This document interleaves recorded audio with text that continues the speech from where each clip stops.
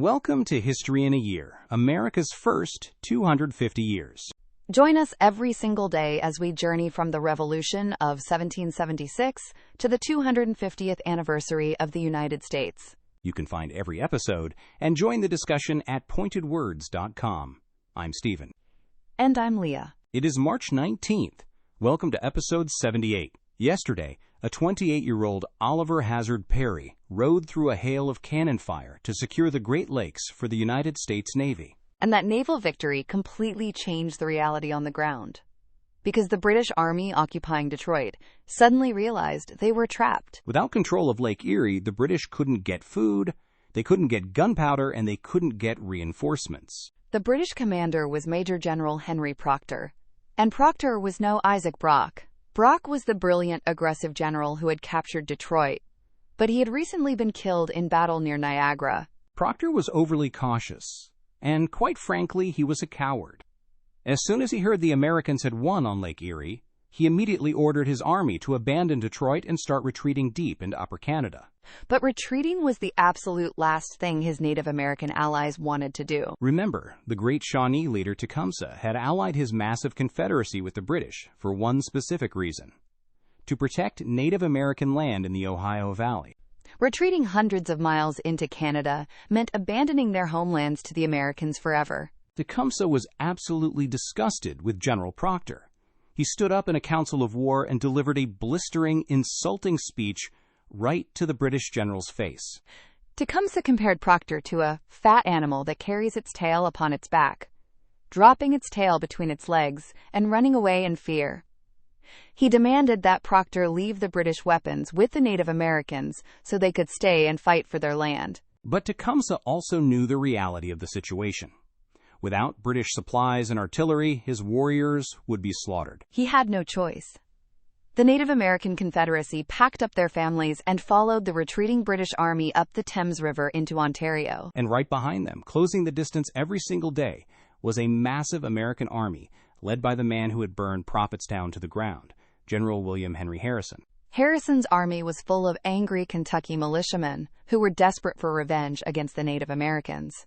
By October 5th, 1813, Harrison's army had caught up to the retreating British at a place called Moraviantown, on the banks of the Thames River. General Proctor finally realized he couldn't outrun the Americans. He had to turn and fight. He set up his British regular troops in a line across the main road. Tecumseh and his warriors positioned themselves in a massive, tangled swamp on the British right flank. Before the battle started, Tecumseh walked down the British line. He had taken off his British general's uniform and was dressed in traditional Shawnee deerskin. He told the British officers, "Father, have a big heart. Tell your young men to stand firm, and all will be well." But the British did not stand firm. General Harrison ordered his cavalry, a massive regiment of mounted Kentuckians, led by Colonel Richard Mentor Johnson, to charge directly into the British line. The American horses smashed into the British infantry. And instead of holding their ground and firing a second volley, the British soldiers completely panicked. They broke formation, threw down their muskets, and surrendered by the hundreds.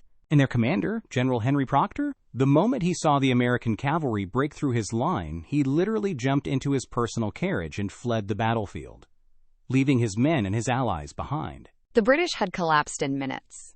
But in the swamp on the right flank, the Native Americans were holding their ground. Tecumseh's warriors fought fiercely. The American cavalry couldn't maneuver in the thick mud and trees, so they had to dismount and fight hand-to-hand in the brush. The fighting was incredibly brutal and chaotic. Above the roar of the muskets, the Americans could hear Tecumseh's booming voice, shouting orders and encouraging his warriors. Colonel Richard Mentor Johnson led a, quote, forlorn hope charge directly into the thickest part of the Native American line. His horse was shot out from under him, and he was wounded 5 times. During this desperate melee in the swamp, the great Shawnee leader was struck in the chest. Tecumseh fell. The exact details of who killed him are still debated by historians. Colonel Johnson would later use the claim that he personally killed Tecumseh to launch a successful political campaign for Vice President of the United States. But what is absolutely certain is the immediate aftermath of his death. The moment the warriors realized Tecumseh was dead, the resistance broke.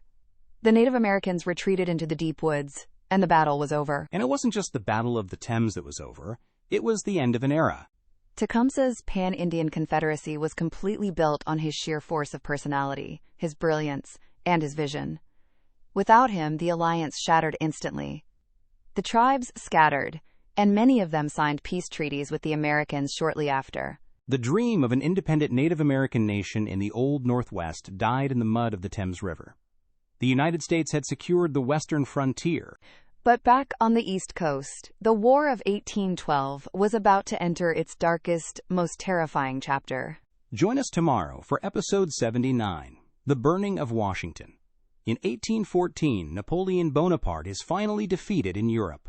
And that means the full, undivided, terrifying might of the British military is now sailing directly for the United States. We watch the American government flee in panic as the British Army marches into the Capitol and sets the White House on fire. I'm Leah. And I'm Stephen. You can find every episode at pointedwords.com.